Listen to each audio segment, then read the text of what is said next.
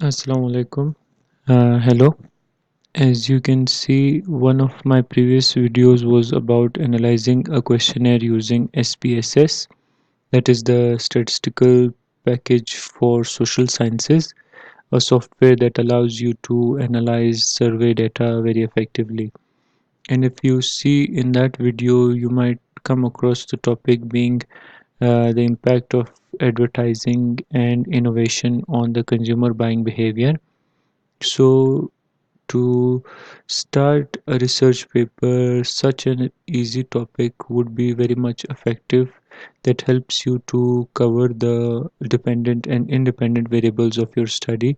Like in this case, if you see, the research model that you have designed for your study is quite simple, and you don't want to do something too outrageous at the very beginning. So you want to learn the process much more carefully than experimenting with unusual concepts that are very difficult to understand. And in the future videos, I'll be explaining you about different chapters of writing a complete thesis and giving you tips on making sure that you are relevant and being specific. So as you can see, the topic is about the impact of advertising and innovation on customer buying behavior, and the research model would have two independent variables, advertising and innovation, and consumer buying behavior as the dependent variable, where we will get some questionnaire data from the audience, the participants, or the people that you want to target in a particular industry. Maybe it is relevant to food industry, or anything that you want, any area or sector that you want to study. So you might use such a questionnaire. I'll just show you the brief analysis that we did on the last video. So first of all, I properly checked the reliability of the questionnaire. It had 78% reliability. So I'll be explaining these things. I'm just giving you an overview of the SPSS window over here, so that you can relate this data to the previous video that I've done. These are the frequency distributions that are showing the percentages of the participants agreeing to certain areas of the questionnaire. And then when we move ahead, then the factor analysis is done. This allows you to do or check your factor loadings. We will discuss this in a short moment. Then this is the total variance explained, the number of factors that you determine. After that, you see the rotated component matrix, in which you see the questions that are aligning with each other. So I won't use complicated terms right now, just to make things simple. This is the correlation table, where you see the relationship of the variables or the questions with one another. This is a summarized one, where you transform the variables. Some of the questions are uploaded to advertising, some related to innovation, and some to the consumer buying behavior, and you can see the correlations. Then you run the regression. So this was the data of analyzing uh, questionnaire on SPSS. Now we'll move to the main file, where we see the main topic that you can follow for your study as well. And then now I will show you the way you develop the questionnaire. So this could be a questionnaire that you want to develop. So in the start, you want to mention the kind of data that you are trying to collect, the purpose of the research, whether it is going to be academic, or whether you want to do it for your company, for its growth and progress. So it can be explained over here. So it is very important to reveal all the information in the very beginning. And these are some demographic details that you ask from the audience. So it could be quite helpful later on for further analysis of the preferences of males and females in your data set, or the participants. So their age group, the income level, working experience. You may change the variables according to your own needs. And then this is a very simple Likert scale, 5-point Likert scale questionnaire, on which the preferences of the audience are quite visible, from strongly disagree, disagree, neutral, agree to strongly agree. So it is a good spectrum to assess the opinions of people related to certain items. So when you are analyzing such a model where three variables are there, what you are trying to target is to relate some of your questions related to each variable. So some of these questions are related to advertising, to cover that variable, that is the independent variable. So you can see till here almost the questions are related to advertising, 6 or 7 of them. And then you come to innovation. So all of the innovation related opinions or options and perceptions of the customers or the participants are detected through this area of the questionnaire. So this would be the questions that are covering the second variable, that is the independent variable. And lastly, we'll go towards the last concept, that is the consumer buying behavior. And some of these questions are then trying to assess the opinions and views of the participants about consumer buying behavior. So, in a normal data collection or survey process, you give out such questionnaires either online these days through Google Drive, or by hand or by post. So the respondents take their time and fill these questionnaires and return them, and then you can actually feed this data on SPSS. So I have made videos related to that as well.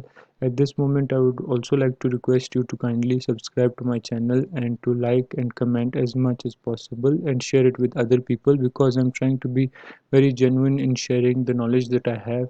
It may be very limited, but I'm hoping for the best and hoping that everybody will be learning something from this. So then you move towards the interpretation. So in the last videos, people were very much confused about the interpretation of the results, because I have shown the way of conducting these tests on SPSS, but not explained the interpretation of those results. So this video is a bit going to be a bit about interpretation of the results. So the first thing that we do is, with the questionnaire data, check the reliability statistic, that is checking whether the questionnaire is authentic or credible if it is applied to a particular area. And this is done by using the SPSS test that I told you, and it is showing for 21 questions it is 0.788 or 78.8% reliable. Normally we want to have 50% or 70%. In this case it is quite ideal, so we can say this is a very reliable tool or a research instrument or a questionnaire that can be used properly for analyzing the opinions of the participants related to this particular topic of consumer buying behavior. And then we move to the next table. It is about demographics, like the gender of the participants. There were 200 participants, out of them 136 were male, 64 were female, and this is how it is shown in the percentage. So 68% of them were male and 32% were female.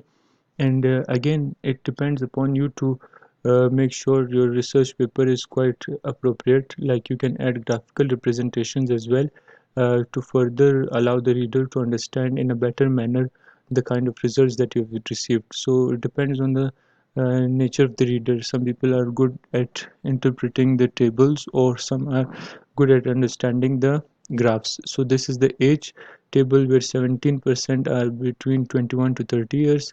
For 31 to 40 years age group is around 56%, and above 40 years old are people that are around 27% of the participants. So this is the graph. So I won't be going into the details of these. I'm just briefly showing you the data, and it is quite obvious the way that it is indicated and the way they have filled the questionnaires. So the working experience is also available, so you can use bar charts or pie charts to explain these things. And then we come to the descriptives table. This is helpful to understand the normality of the data. So the minimum value shows you the minimum value that you have given to your questionnaire, and the options similarly, maximum shows you the maximum value. So our Likert scale was from strongly disagree 1 to strongly agree, so the range is from 1 to 5. Mean is the average value of the options that have been selected by the 200 participants. That is quite explanatory. It is the average and self-explanatory. And standard deviation is showing you the discrepancy or variance from the mean. So the lower the standard deviation, the better it is for us. The higher it is, the more volatile would be the answers. Then we check the skewness and kurtosis. Skewness shows you whether it is positively skewed or negatively skewed, or moving towards a particular direction. So the range for skewness and kurtosis is -2 to +2. So if your data lies between that, in this case, like, it is mostly within that range of -2 and +2, so it shows your data is normal. So I'll just give you an overview of this particular thing, and then We move towards other questions that are shown in the frequency distribution. And so again, they are just showing you the opinions of the people. Does the advertisement create awareness in the customers? So strongly agree. Few of them are agreeing. 21%, 20% are agreeing to this. Mostly are disagreeing with this concept. So it is unbiased study, and people are just sharing their opinions. And on the basis of SPSS, we are going to analyze whether advertising and innovation are going to impact your consumer buying behavior or not. And this is the factor analysis process in which you try to relate or load some of the questions. Like, all of these questions cannot be related to advertising or innovation. Some of them may need to be dropped. So we see the ones that load very well with each other. We just try to transform them or combine them together and leave the rest. So this is the way you make your final components. And then once you have done the analysis and you reach to the correlation, it tells you the relationship of variables amongst each other. So suppose advertising and innovation has 0.37% correlation, and it is significant because it is less than p is less than 0.05, and 2 star eggs means at 0.01% of significance, like 99% confidence level is there that they are correlated to each other. So it is one of the assumptions of regression that they should be correlated. Similarly, the consumer buying behavior and advertising are highly correlated to 86 or 87%. And then if you see the same data for innovation and advertising, consumer buying behavior, it is 39% correlated. So this is good information and allowing us to move towards the regression. When we come to the regression table, the first important value is the R value. It shows you the amount of impact of these two variables, innovation and advertising, has on consumer buying behavior. It is around 87%, and a more authentic figure for that is R square that we follow in social sciences. The minimum value should be greater than 0.30 or 30%. In this case it is 76%. So it is indicating that it is a good model and it is appropriate for further analysis, and this should be followed by businesses or researchers for future studies as well. And how do you get this R square value is by having this regression 63 value divided by the total 82, and you receive 0.71%. So this shows you the regression is explaining around 76% of your consumer buying behavior with the help of these two variables, and the rest of 24% is being explained by other variables that can be brand loyalty, reputation, or goodwill, and other factors as well. So this would be the last table that we will be interpreting in this video, and it is the table of coefficients. In this we take the standardized coefficients. So advertising is having a huge impact of 0.84 uh, mm, on the consumer buying behavior. So we write a regression equation related to it, and the way that we explain it is that it is significant because the p-value is less than 0.05. Similarly, for innovation it is less than 0.05, but the higher impact is shown by advertising as compared to innovation. So this would be contributing more to the consumer buying behavior. The harder you advertise, the higher will be chances of consumers buying your products. So hopefully this was very informative for you people, and you can comment and suggest future videos that you want me to make, and I'll be focusing on that and helping you to hopefully achieve better understanding of such concepts that might seem difficult, but they are not so difficult. Thank you.